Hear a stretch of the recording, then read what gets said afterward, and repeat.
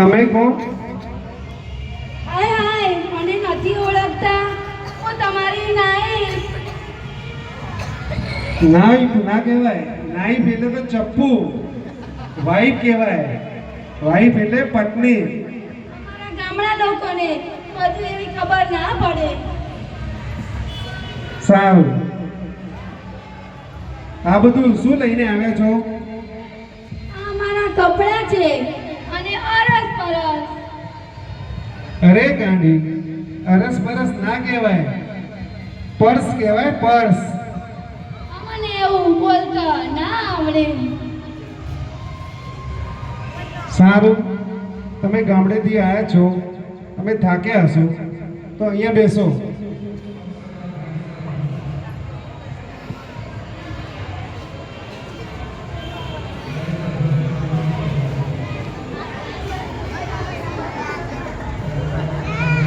હું શું કરીશ? મારા પિતાજીએ નાનપણમાં ગામડાની છોકરી જોડે લગ્ન કરી નાખ્યા છે. એની લાઈફસ્ટાઈલ ગામડાની છે ને હું છું એક પ્રોફેસર. મારી લાઈફ બી જીવવાની અલગ છે, તો હું તેની જોડે કેવી રીતે જીવીશ? તમે કઈ કીધું મને? ના, મેં કંઈ નથી કીધું તમને. તમે ચિંતામાં કેમ લાગો છો? માઇકના પડઘા પડો કંઈ નહીં, હું કોઈ ચિંતામાં નથી.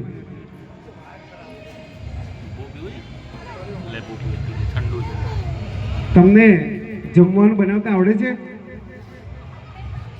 હા, આવડે છે ને. શું બનાવશો તમે જમવામાં? બાજરીના રોટલા અને કઢી. અરે રે, બાજરીના રોટલા અને કઢી? આ તો અમને ના ભાવે. અમને તો પનીર ટીકાનું શાક અને નાન રોટલી, હોટેલનો ટેસ્ટ આવે એવું ભાવે. એવું તો બનાવતા મને નથી આવડતું. તો સારું, હું મારું લંચ બહાર કરી લઈશ. તમે ઘરે જાતે બનાવીને તમે જમી લેજો. આ તો આટલું કહીને ચાલ્યા ગયા લંચ કરવા. હવે હું શું કરીશ? લે, મારે તો જમવાનું બનાવવું તો પડશે જ નહીં ને. હું કઢીને રોટલા બનાવી દઉં.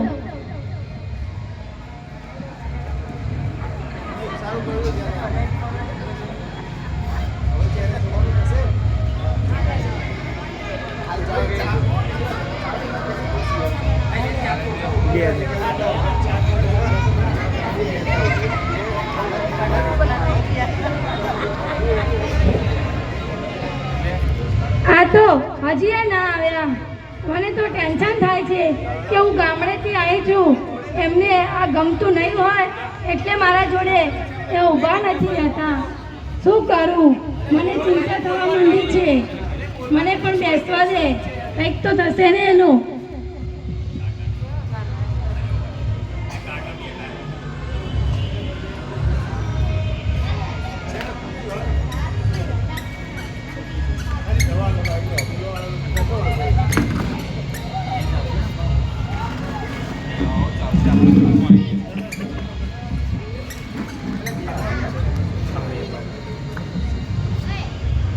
અલ્યા કૌશિક, કેમ યાર ટેન્શનમાં લાગે?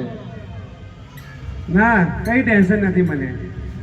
હું યાર તારો લંગોટીયો ભાઈબંધ છું, તું મને એમ કે ટેન્શનમાં નહીં. તારા ચહેરા ઉપર સાફ દેખાય છે. કઈ એવું ટેન્શન તો નથી, પણ એક મનમાં વાત છે કે મારા લગ્ન મારા પિતાજીએ નાનપણમાં એક ગામડાની છોકરી જોડે કરાવી દીધા છે. તે આજે મારા ઘરે આવી છે.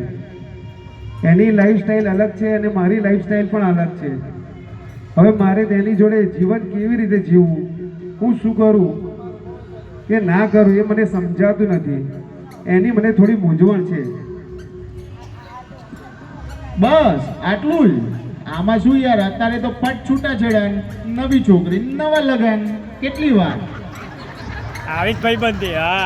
હા, ના, છૂટાછેડા ના અપાય. છૂટાછેડા આપું તો મારા પિતાજીની ઇજ્જત જાય. માટે હું છૂટાછેડા નહીં આપીશ. સારું, ચલો તો હું મળું કાલે.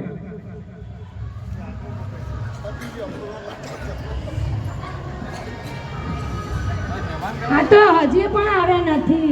મને તો બહુ ચિંતા થાય છે.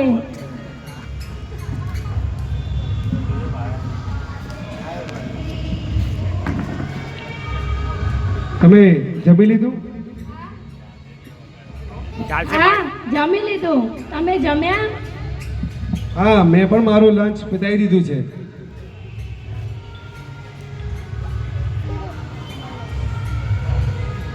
હવે હું બહાર જાઉં છું. સાંજનું ડિનર પણ હું બહાર જ કરીને આવીશ. તમે તમારું જમવાનું પતાવી લેજો, મારે રાતે મોડું થશે. અરે રે, આ તો પાછા એવું બોલીને પાછા જતા રહ્યા. હવે હું શું કરું? હું મારા પિતાજીને કહી શકતી નથી. કોને કહું મારી વાત? એક રહ્યા પ્રોફેસર અને હું રહી એક ગામડાની છોકરી. હવે મારે કેવી રીતે આ ઘરમાં રહી શકીશ? શું કરું, શું ના કરું? એ તો લંચ અને ડિનર કરે અને મારે તો ઘરે ખીચડીને દૂધ ખાઈ લઉં.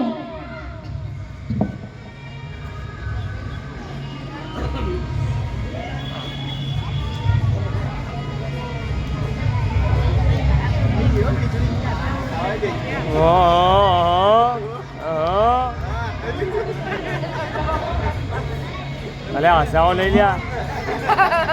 મેં તો મારું જમવાનું પતાવી દીધું, છતાંય એ તો આવે નહીં. ગામડામાં તો કેટલા વહેલા જમીને સૂઈ જઈએ અને અહીંયા સિટીમાં કેવી જિંદગી, મને તો કંઈ સમજાતું નથી. હું કેવી રીતે અહીંયા સિટીમાં રહી શકીશ? કોને કહું અને કોને ના કહું? હવે એ તો આવ્યા નથી. મને તો બહુ જ થાક લાગે છે. હું તો પાછી થોડીક વાર આરામ કરવા બેસું છું.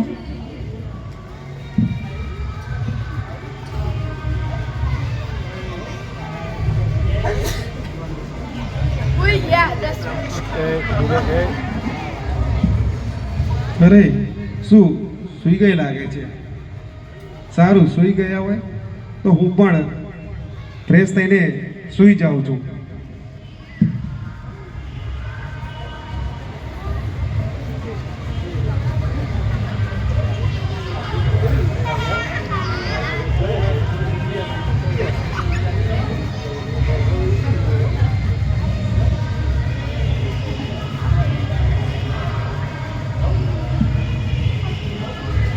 આ તો આવીને સૂઈ ગયા લાગે છે. મને અત્યારે આટલી રાતે ક્યાં નીકળી ગયા હશે? એ તો રહ્યા ગામડાના અને આ છે સિટી. એમને અહીંયા કોઈ ઓળખતું પણ નથી. એ કોના ઘરે જશે? એ પાછા નહીં મળે તો હું એમના પિતાજીને શું જવાબ આપીશ અને મારા પિતાજીને પણ શું જવાબ આપીશ?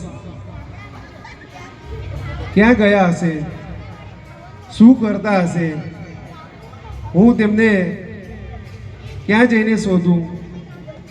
કઈ રીતે એમને પાછા લાવું? શું કરું તો એ પાછા આવે? તો હું થોડી વાર રાહ જોઉં છું. જો આવી જાય સારું, થોડી વાર બેસું, રાહ જોઉં છું.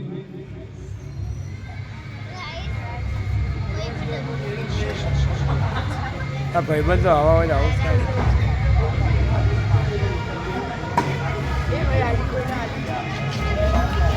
આવા ભાઈબંધો છૂટા છેડા વાળા આપણે રાત જોવી પડે. હજી પણ એ ના આવ્યા. ક્યાં ગયા હશે? મને બહુ જ ચિંતા થાય છે. શું કરીશ એ પાછા નહીં આવે તો? મારા લીધે તો એ ક્યાંય ચાલા ગયા નહીં હશે ને? શું કરું હું?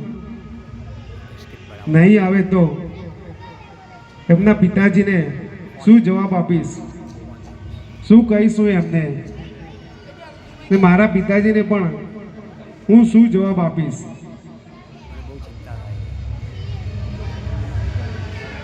હજી થોડી રાહ જોઈ જોઉં છું.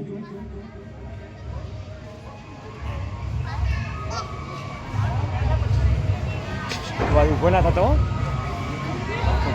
અત્યારે.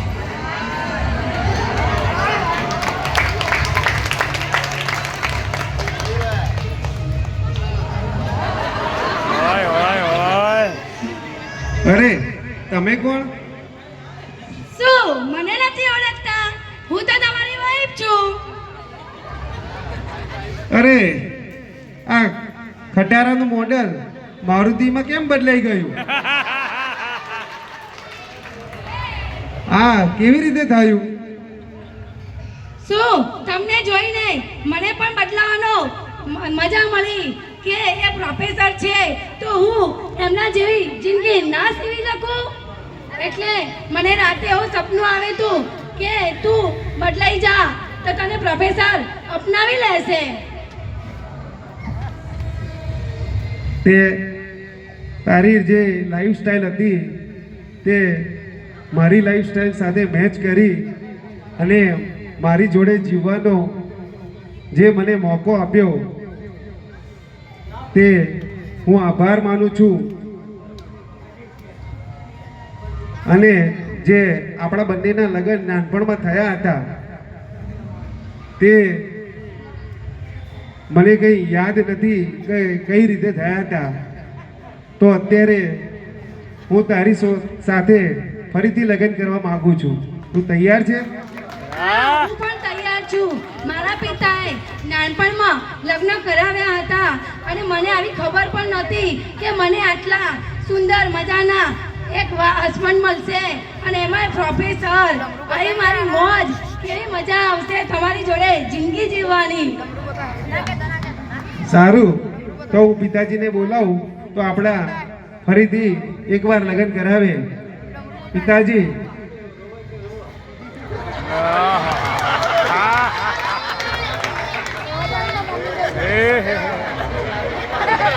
ઉભા ના લેવો કોઈ.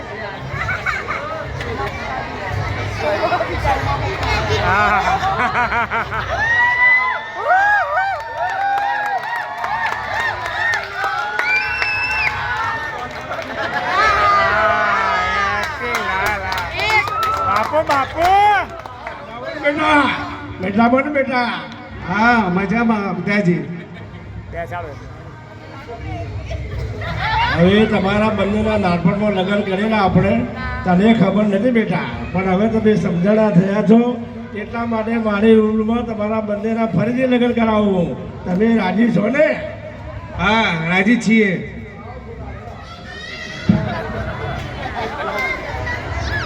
ઓય એ શોભા કાકા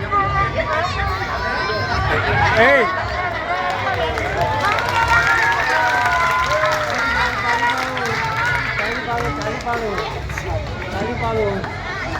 માઈક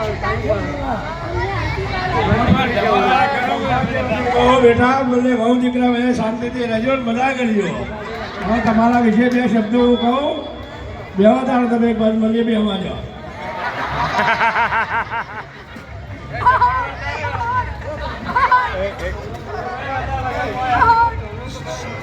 બેટા તારા મેં ના સમાજનો નાનપણમાં ગામડાની છોકરી સાથે લગ્ન કરેલા, એ તને ગમે ના ગમે, પણ તું પ્રોફેસર આ ગામડાની ગોળી તારા બેને ક્યાંથી મેળ પડશે મને બહુ શંકા હતી, પણ છતાંય તમે એ પ્રોફેસર થઈ અને એ બી તારા લાયક બની ગઈ. એ તો મને આનંદ છે. સદાય તમે મને સુખીથી રહો અને આનંદ કરો. અને દરેકને હું કહેવા માગું છું કે તમારા ગામમાં અત્યારે ગામડાનો લોકો કોઈ પસંદ કરતા નથી છોકરીને, પણ ગામડાની છોકરી એવું નહીં કે ખરાબ હોય, એ બી સંસ્કાર હોય. તમારાથી સંસ્કાર બધા ભરેલા જ હોય, પણ એ ગામડાની ગોળી અહીંયા આવીને અમદાવાદ જેવી થઈ જાય તો થઈ જાય ને. અમારા બહુ ગામડાની નથી, પણ અમારા દીકરા તો નહીં. એ મજા જલસા કરાતા. પિતાજી, તમારો ખૂબ ખૂબ આભાર. તમે અમને ફરીથી લગ્ન કરાયા. બરાબર. ભાઈ ફેરા તો ફરો. કેવું લાગ્યું અમારું એક ગામડાનું અને પ્રોફેસરનું નાટક? ચુપ્પાપ બાપુ બાપુ બહુ મસ્ત છે. હું નાનપણમાં 5મા ધોરણમાં ભણતી હતી ત્યારે આ નાટક કર્યું હતું, પણ અત્યારે મારા પતિદેવને મને આ નાટકનો મોકો આપ્યો અને ખરેખર મને તો પ્રોફેસર જ મળ્યા છે. હા બાપુ બાપુ તમે બધાએ જે શાંતિથી નાટક સાંભળ્યું અને અનુભવ કર્યો તે બદલ હું તમારો સૌનો દિલથી ખૂબ ખૂબ આભાર માનું છું.